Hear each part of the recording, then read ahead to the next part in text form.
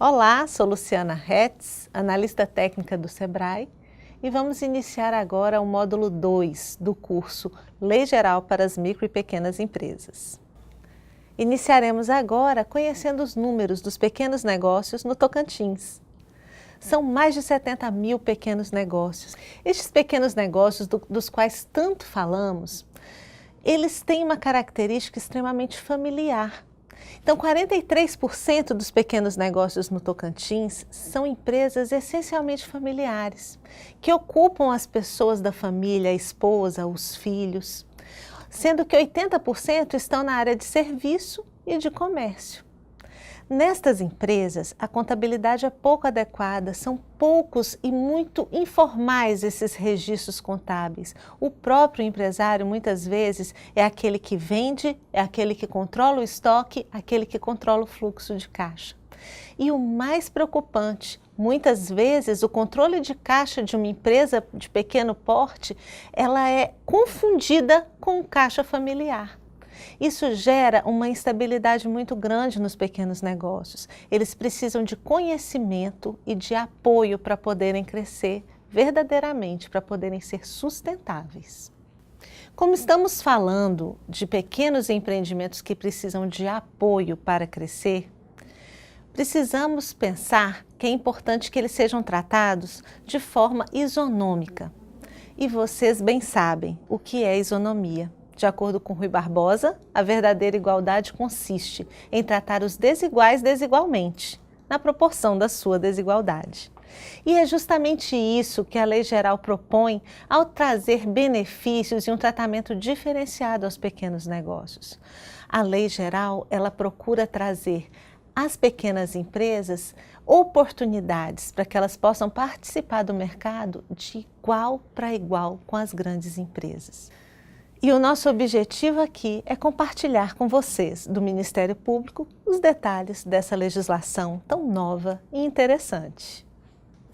A Lei Geral das Micro e Pequenas Empresas é de dezembro de 2006. Em 2007, veio o Super Simples Federal, que reduziu em até 40% os impostos devidos pelas pequenas empresas. Em 2008, a Lei Complementar 128 veio agregar valor à Lei Geral 123 e criou a figura do microempreendedor individual, do qual já falei tantas vezes nessa apresentação. A partir de então, a Lei Geral, que é uma lei viva, dinâmica, foi sofrendo várias alterações. Alterações com relação ao faturamento, com relação à definição do porte das pequenas empresas, e todas elas nós vamos conhecer no decorrer do nosso trabalho. A partir de agora, vamos conversar sobre como era o cenário antes da Lei Geral das Micro e Pequenas Empresas e depois do advento da lei. Vejam na imagem 1. Antes da Lei Geral, as leis que davam benefícios aos pequenos negócios eram esparsas. Havia várias leis em várias esferas de governo e cada uma definia como porte de pequena empresa um faturamento diferente. Era muito confuso para o pequeno empresário se enxergar em meio a tantas leis diferenciadas e conflitantes. Na imagem 1, antes do advento da Lei Geral, em 2006, as leis que tratavam dos benefícios às pequenas empresas eram esparsas. Cada esfera de governo tratava a micro e pequena empresa de uma forma diferente. Havia apenas ensaios de um tratamento igualitário. Isso gerava uma diferença de definição de porte de empresa na abordagem estadual, no olhar federal e também com relação aos municípios. Cada esfera de governo tinha um tratamento diferenciado para a micro e pequena empresa. Na imagem 2, podemos observar que após a Lei Geral ser promulgada, começou a haver um tratamento condensado, igualitário, dentro de um mesmo estatuto legal. Essa legislação da micro e pequena empresa definiu nas esferas federal, estadual e municipal o porte das micro e pequenas empresas. Assim, ficou muito mais fácil e mais justo que a micro e pequena empresa trabalhe em qualquer esfera de governo. Agora, na imagem 3, percebam o comparativo do antes e depois do advento da Lei Geral. Leis esparsas num primeiro momento e soltas. No segundo momento, leis condensadas, um estatuto legal. Anteriormente, a definição das micro e pequenas empresas não era consolidada. Cada esfera de governo, um valor diferente. Hoje, todos, esfera federal, estadual e municipal, tratam da micro e pequena empresa com igual valor de definição para o seu porte. Antes, tínhamos insegurança, instabilidade. Hoje, o Estatuto da Lei Geral traz aos pequenos negócios maior segurança jurídica na sua ação. A Lei Geral nasceu de movimentos empresariais. Grandes grupos empresariais começaram a se inconformar com toda essa diferença de tratamento. Então eles se organizaram e, com o apoio do SEBRAE, em dezembro de 2006, foi formulado o documento técnico que foi o projeto da Lei Complementar 123. O grande espírito dessa lei é focado no desenvolvimento econômico local. A partir do momento em que começamos a tratar com benefícios, com um tratamento simplificado, favorecido e direcionado às pequenas empresas, elas começam a se estabelecer e ficarem mais fortes em competitividade e começam a concorrer de igual para igual com as grandes empresas. E como nos municípios a maior parte dos negócios são pequenas empresas, é ali, é justamente naquele ambiente que são gerados empregos, que as rendas circulam e que o desenvolvimento acontece. Outro ponto importantíssimo da Lei Geral é o foco no aumento de renda e de arrecadação para os governos. Se a Lei Geral incentiva que as empresas informais venham para a formalidade, então a arrecadação aumenta. Como lei complementar, a Lei 123 está abaixo apenas da Constituição Federal. E a Constituição Federal, que foi justamente um instrumento que deu legitimidade a todas essas questões. No artigo 1º da Lei Geral, ela já trata como seu fundamento da livre iniciativa. Depois, podemos perceber no artigo 5º a questão da isonomia, da igualdade no tratamento. Por fim, destaco a vocês os artigos 170 e 179 da Constituição Federal. Nas imagens, vocês podem ler com mais calma e observarem que nestes artigos há o pedido, a ordem, para que haja um tratamento simplificado aos pequenos negócios.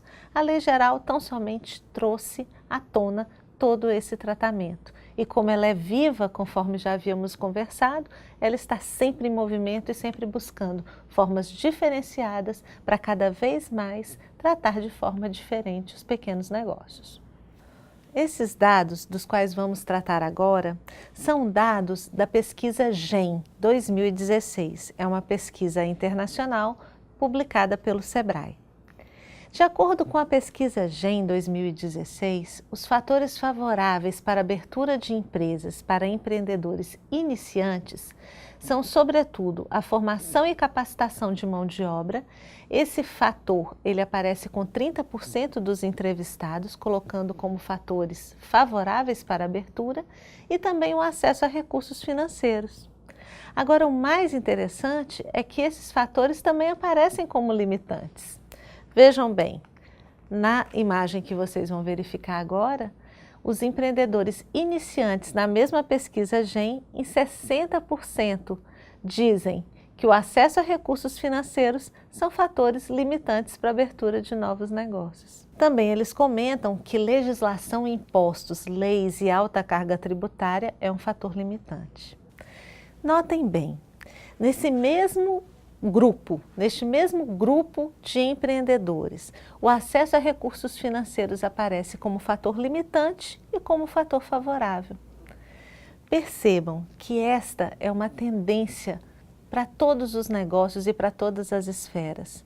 É muito importante que o planejamento na gestão ele venha com muita fortaleza, ele seja forte, seja sedimentado, para que haja um perfil, um sentimento para quem vai analisar a documentação de uma empresa a ser aberta, como no caso os bancos, de uma boa gestão, de uma gestão proba, de uma gestão adequada a todas as normas de auditoria, de saúde financeira, de transparência, de integridade. Quando a integridade está alinhada ao planejamento e à ação, as portas se abrem.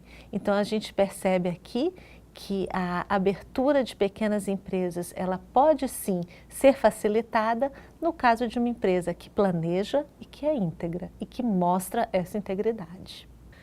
A Lei Geral define o porte das pequenas empresas da seguinte forma: microempreendedor individual, faturamento anual de até R$ 81 mil. Este faturamento é flutuante, ou seja, ele necessariamente não tem um valor de faturamento mensal fixo. Ele pode faturar um pouco mais em um mês, um pouco menos no outro mês, desde que no decorrer do ano, de janeiro a dezembro, ele tenha como receita bruta R$ 81 mil. As micro e pequenas empresas devem ter o faturamento de até R$ 360 mil. E as empresas de pequeno porte devem oferir mais de R$ 360 mil até R$ 4.800.000. Um ponto que merece destaque é que há um sublimite para que as empresas tenham tratamento diferenciado no estado do Tocantins. Esse sublimite é de até R$ 3.600.000. Ou seja, quando falamos de lei geral, falamos do pagamento de impostos de uma forma simplificada, através de uma guia única. Isso significa que as empresas de pequeno porte vão recolher tributos ICMS e ISS em uma guia única até R$ 3.600.000.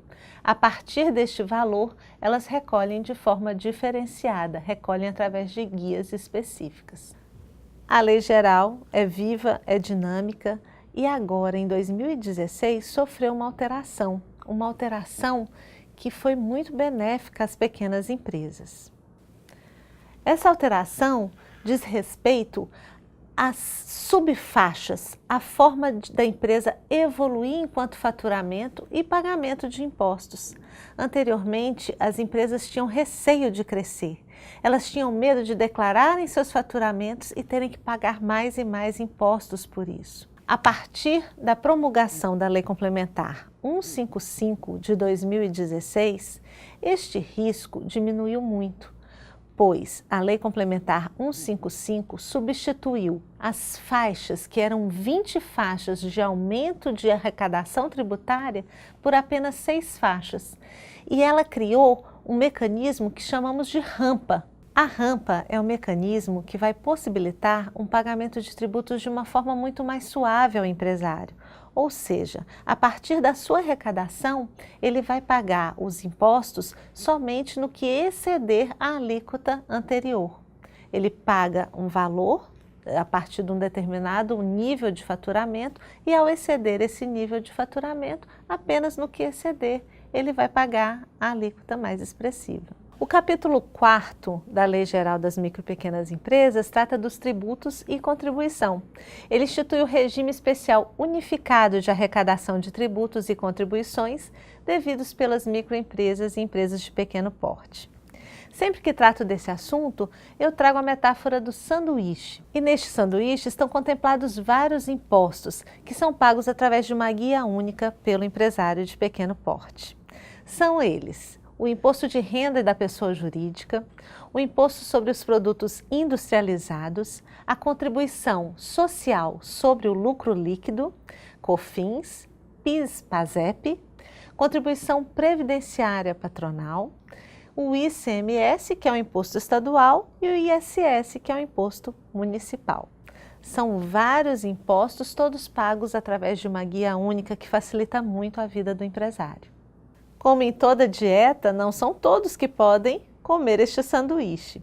O artigo 17 da Lei Complementar 123 trata das vedações ao supersimples. Tem como base a Constituição Federal e traz inúmeros benefícios ao empresário de pequenos negócios. A partir do momento em que o empresário tem estes benefícios assegurados, a sociedade como um todo agradece, porque o desenvolvimento local acontece. No próximo módulo, abordaremos o tema desburocratização. Este tema é de grande relevância para o nosso trabalho, pois, a partir do momento em que empresas saem da informalidade e ganham a formalidade, ganham a dignidade de ter um CNPJ e de poder circular com a sua receita e gerar empregos, a sociedade se torna mais justa, mais digna, mais cidadã.